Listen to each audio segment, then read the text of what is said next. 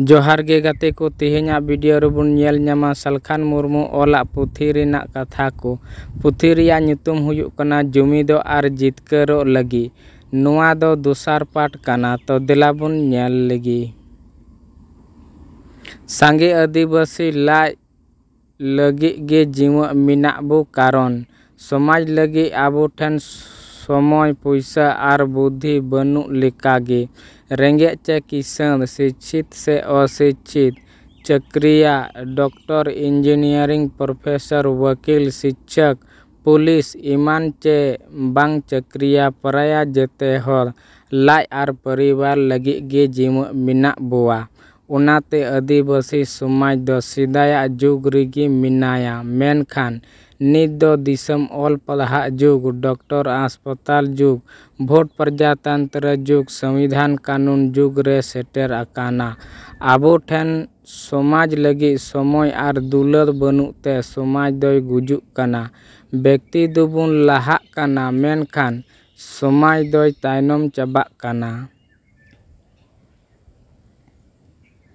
आबोरेन सांगे आदिवासी राजनीतिक आर सामाजिक संगठन कोरे मिना कोरे हों लाय आर परिवार लगी गिको छुटव अकाना उनको ठन आदिवासी समाज बंचाव लगी ठीक आर केटे विजन मिशन एक्शन प्लान बनुआ सिदाया जुग खन निता जुग साला तालमेल रिया उयहर बनुआ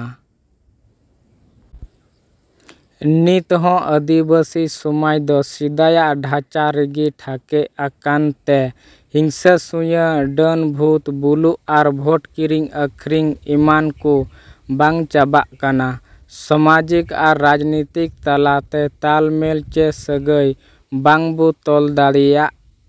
कना आर आदिवासी हासा भाषा जाति धर्म ईमान को लगी दुलर आर गौरव निद हबी बांग सरसाव लेना। साप्ताहिक आतो दुलु जुमिद आर जितकरो लगी नित दो प्रति रविवार आतो आतो रे सीता 8 बजे खन 9 बजा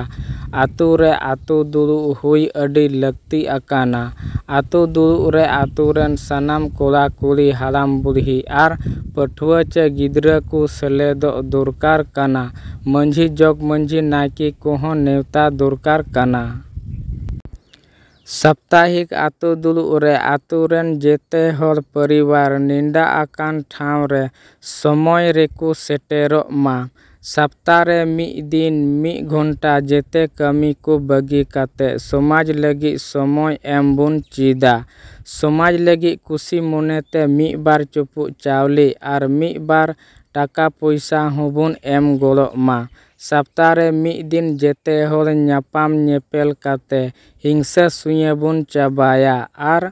दुख सुख रे गोलो गोपलो रिया सगई बुन बिनाव रकाबा आतो दुलु एहो आर मुचे रे जुमिद बाखेल बु बाखेला आतो दुलु आयुरिया को नुआ को सपलावा जुमी बाखेल तायम साप्ताहिक समाचार पाठ हुयुग मा पठुआ को लगी जिके क्विज कंपटीशन हुयुग मा आदिवासी चिदा बो तायनमो कना चिदा हासा भाषा जाति धर्म ईमान जुलु को रे बुन कना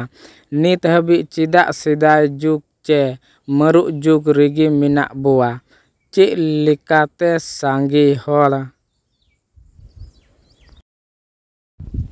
आदिवासी समाज बंचाव लगी समय बुद्धि आर पैसा ईमान एमो रे गोड़ो को एम दाड़िया मा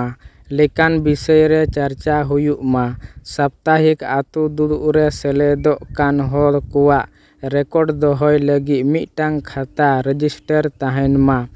आतो दुलु रे शामिलो को ताला रे सुख दुख रे गोड़ो गोपड़ो रिया सगई तोलो मा देश दुनिया संविधान कानून मानव अधिकार रिया खबर को लयो मा बेस कमिया को सराहाव हुयुग मा साप्ताहिक आतो दुलु रिया रिपोर्ट आदिवासी सेंगेल अभियान रेन ब्लॉक बांखान डिस्ट्रिक्ट नेता आयुरिया कुठेन सोमवार आर स्टेट रेन आयुरिया कुठेन मंगलवार आर केंद्रीय आयुरिया कुठेन बुधवार हबीते सेटेरो दरकार कना रिपोर्ट रे तीन हर को सेले लेना Tinaak kuli, tinaak kora, tinaak paఠuwa, tinaak chakriya, ayuriya kowag nyutum, चर्चायन प्रमुख विषय, साप्ताहिक आतु दुड़ुब रेयाग photo video WhatsApp Facebook television खबर कागज कोरे हों भेजाग मा।